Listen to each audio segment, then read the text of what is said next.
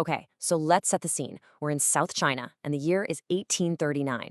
The air is just thick, not just with humidity, but with this incredible tension. Chinese authorities have just slammed the door shut on the British opium trade, and that means the fuse has officially been lit for what's about to become the First Opium War.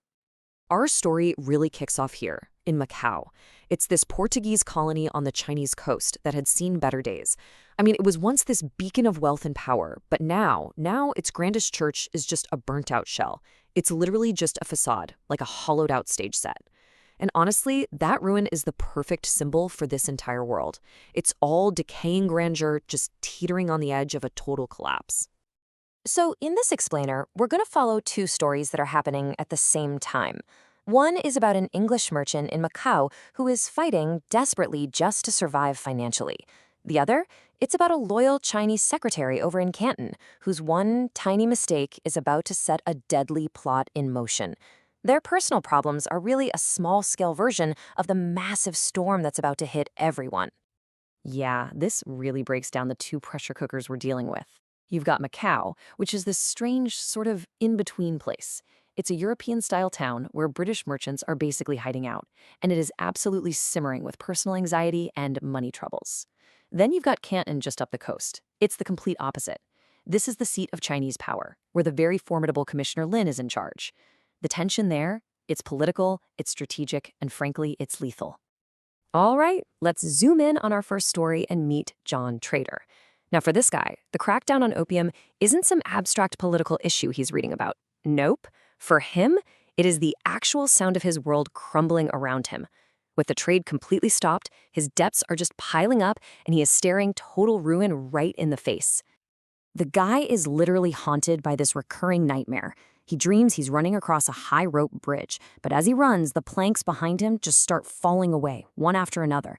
He's scrambling to outrun the collapse, but you know how these dreams go. The void always catches up, and he just plummets. It's a terrifying, but honestly a very accurate picture of what his life feels like right now. See, on the outside, Trader tries to keep up appearances, a cheerful face and all that. But underneath it all, his secret is just eating him alive. His loan payments are dripping out of his bank account, month after month. And the thing is, he's an orphan, he's totally alone out here, and he's terrified that this whole life he's carefully built is about to just disintegrate. His despair really hits a peak in the old Protestant cemetery in Macau. He's just standing there, surrounded by the graves of all these other foreigners who died so far from home, and this one devastating thought hits him. If he died right now, who would even mourn him? Would anyone even remember he existed? It's just a moment of pure, absolute loneliness. And right then, just as he's hitting rock bottom, a voice calls his name. It's this American merchant, a guy named Reed. And seeing Trader's total despair, Reed does something astonishing. He says, "Why not let me pay the interest for you?" Just like that. It's this incredible act of kindness from someone who's basically a stranger, and it's the one lifeline he desperately needed. And Reed's help doesn't even stop with the money. He introduces Trader to Marissa, a truly beautiful and enigmatic woman. Their affair is instant, it's passionate, and it gives Trader a much-needed escape from all his worries. But Marissa, she's a mystery herself. She has all these conflicting stories about her past, and you never quite know what to believe. But, of course, just as Trader starts to feel a tiny bit stable, a new problem shows up.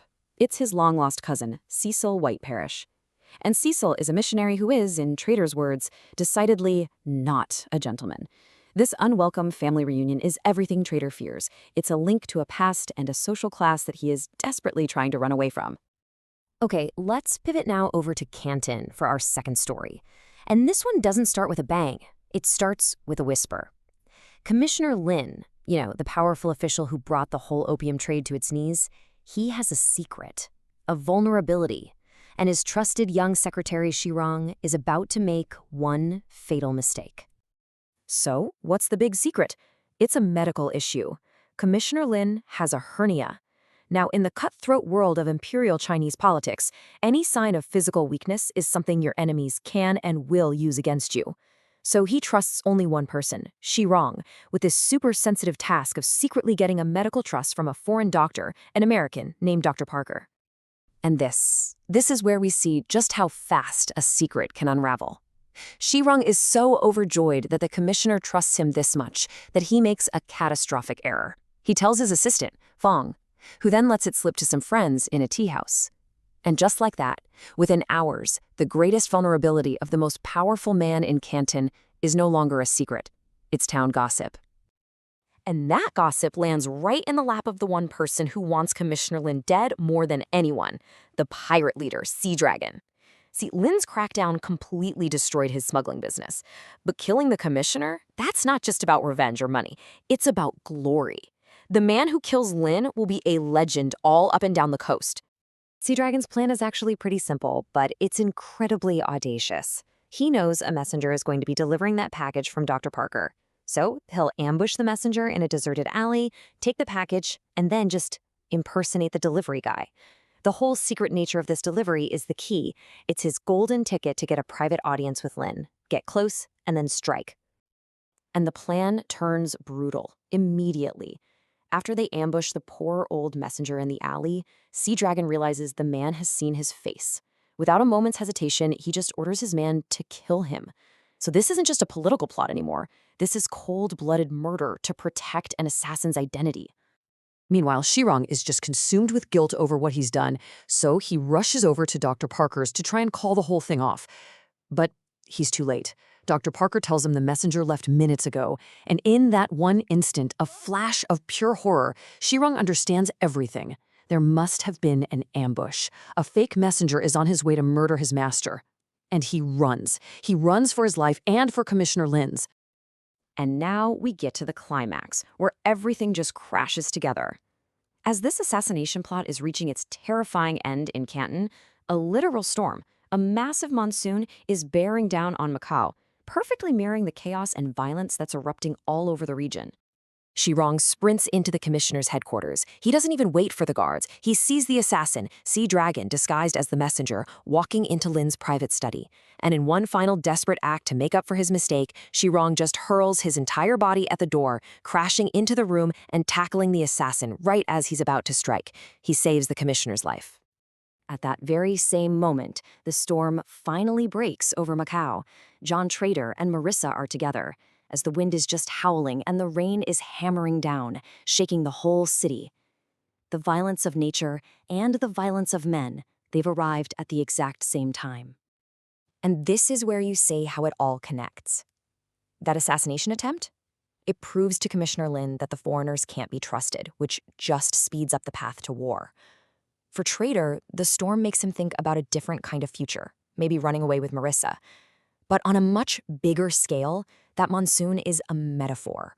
All these personal dramas and political schemes, they're just the first rumbles of a much, much larger tempest that's about to swallow up all of China.